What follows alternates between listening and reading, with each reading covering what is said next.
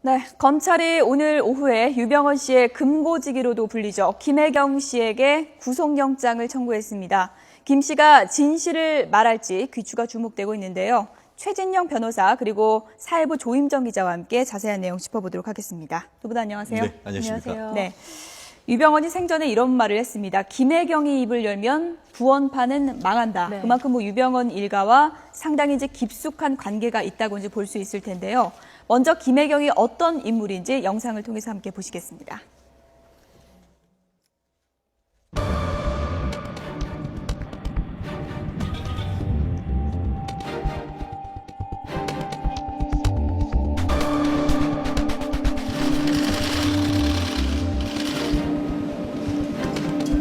그래서 내게 주시는 자, 그 비열은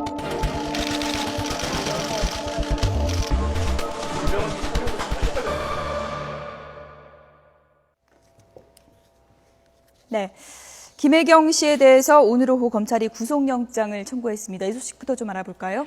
네, 2시간 전쯤이죠. 오후 2시에 인천지방검찰청에서 김혜경 씨에 대한 구속영장이 청구가 됐습니다.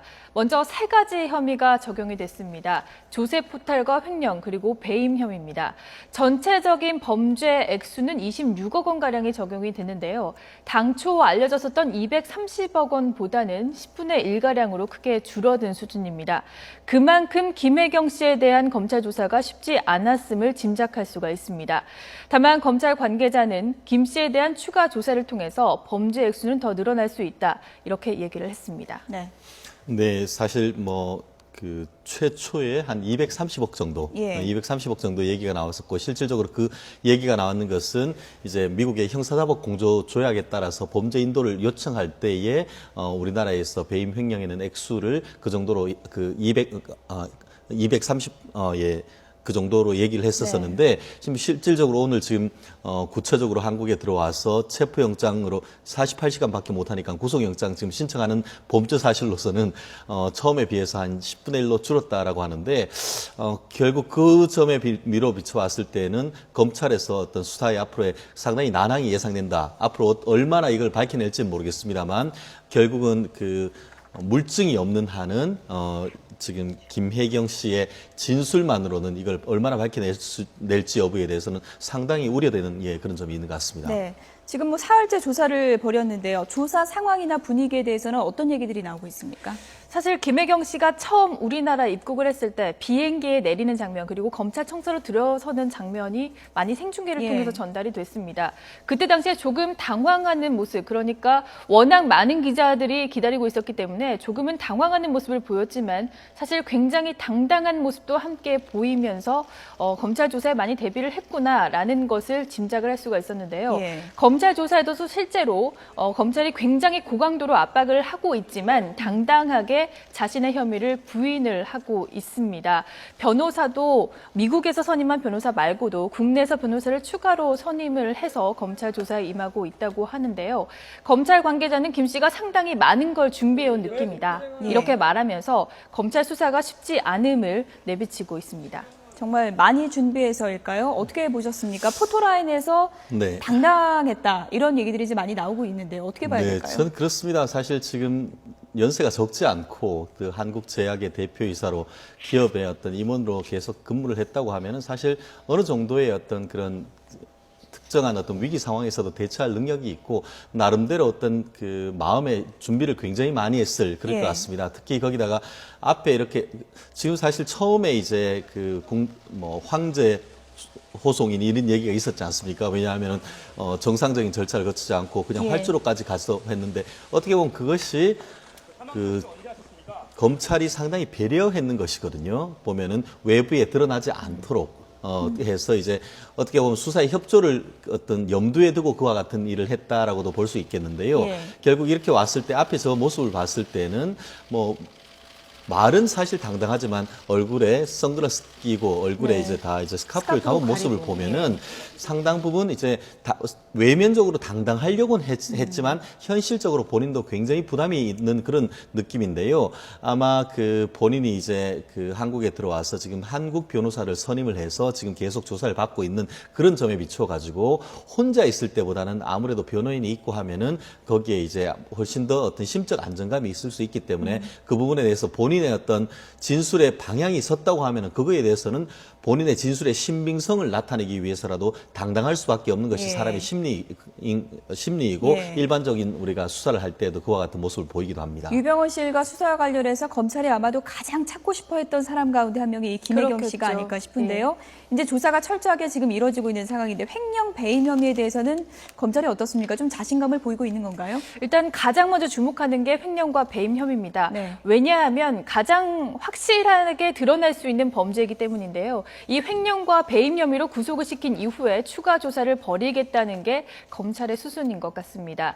일단 내일쯤이면 구속 전 피의자 신문이 열릴 예정이고요. 통상적으로 봤을 때 과거 사례를 비춰보면 오후 2시쯤에는 구속 전 피의자 신문이 열릴 것으로 예상이 됩니다. 그렇게 된다면 아마 저녁쯤에는 구속 여부가 결정이 될 거고요. 만약에 구속이 된다면 이 횡령과 배임 혐의에 대해서 추가적으로 혐의를 밝히는데 주력을 할 것으로 예상이 됩니다. 예. 이 김혜경 씨는 청해진 관계 회사의 대표와 주주로 이름을 많이 올려놨습니다. 많이 아시다시피 한국제약의 대표이사를 지냈고요. 또 아이원아이 홀딩스, 그러니까 청해진 해운의 지주회사라고 볼 수 있는 아이원아이 홀딩스의 3대 주주입니다.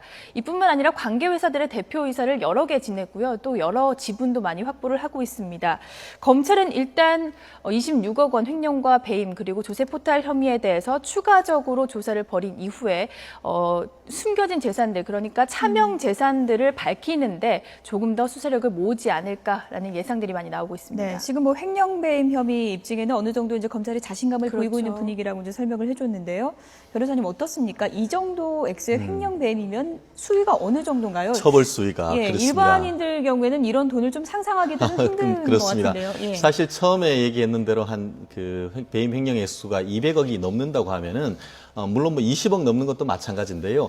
단순한 그 형법상 횡령이 아니고 특정 경제범죄 가중처벌에 관한 법률 위반이라고 해서 200억이 넘는다고 하면은 그 예. 법정형으로 무기 또는 5년 이상 징역이고 예. 5억 원이 넘는 지금 줄어들었다고 해도 20몇억 원이라고 했는데 네. 그렇게 되면은 3년 이상의 유기징역이기 때문에 피해 회복이 안 된다거나 했을 경우에는 현실적으로 대법원 양형 기준에 따를 때는 한 4, 5년 이상의 징역이 가능합니다. 네. 예컨대 이제 이번에 지금 엊그제 이제 재판이 그 사실상 종료된 그 장남 유대균 씨의 같은 경우에도 한 80억, 70억 정도의 배임 횡령이 있었는데 그 경우에 검찰이 한 4년 정도 구형을 했습니다. 그렇기 때문에 그런 점에 비추어 보면은 지금 이제 20억 정도 된다고 한다 하더라도 그 금액이 늘어나서 그와 비슷하다고 하면은 한 현실적으로는 한 징역 한 4, 5년 이상의 형도 가능하리라고 예상이 되고 네. 지금 좀 더 가까운 데 궁금한 점은 영장이 과연 발부될 것인가 이런 문제인데요.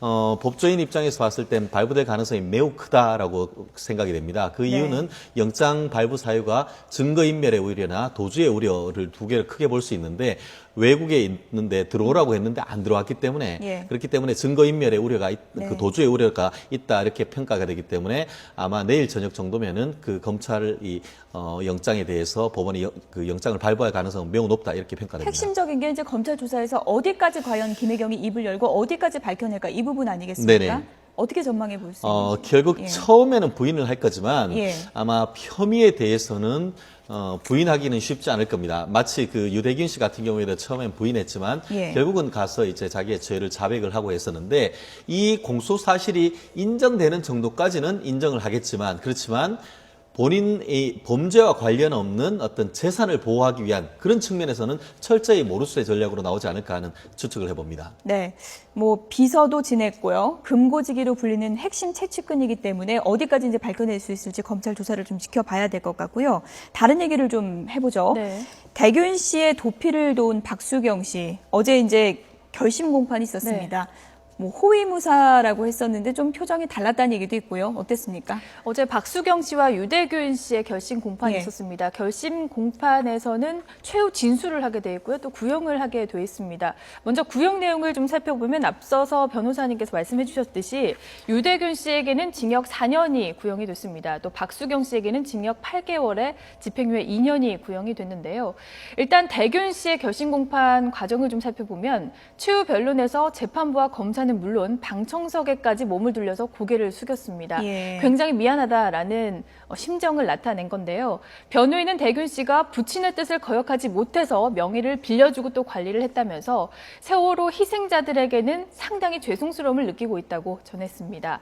또 검거 당시에 굉장히 당당한 모습으로 관심을 끌었던 그렇죠. 박수경 씨는 예. 말씀해 주셨듯이 여러 차례 눈물을 보이면서 정말 전혀 다른 모습을 보였습니다. 박 씨는 평생 꿈꾸고 노력했던 교단에 설 수 있도록 좀 도와달라. 그러니까 선처를 바란다고 말하면서 얼굴을 손으로 가린 채 눈물을 멈추지 못했습니다. 변호인은 박수경 씨가 평소 가깝게 지내오던 대균 씨의 요청을 거절하기가 어려웠다면서 며칠만 지내면 오피스텔에서 나올 수 있을 거라고 생각했다. 이렇게 전했습니다. 네. 그러니까 박수경 씨에게는 집행유예가 됐고 이제 유대균 씨에게는 징역 4년이 이제 내려진 건데요. 어떻게 보십니까? 전체적으로 봤을 때는 특히 유대균 씨 같은 경우에 징역 4년 같은 경우에는 예. 아주 높은 형이라고 보기는 어렵다 이렇게 생각을 예. 합니다. 사실 이 사건으로 인해서 많은 경찰력이나 검찰력들이 소비됐지 않습니까? 그런 사회적 파장이나 이런 걸 생각했을 때는 적지 않지만 그런 점에 미루어서 또 이런저런 재산을 착보한 데에 대해서 좀 적극적으로 협조했지 않나 하는 그런 점도 생각이 되는 바가 있고 네. 그 반면에 구형이니까 뭐 달라질 수 있는 네네 그렇습니다. 거죠. 근데 예.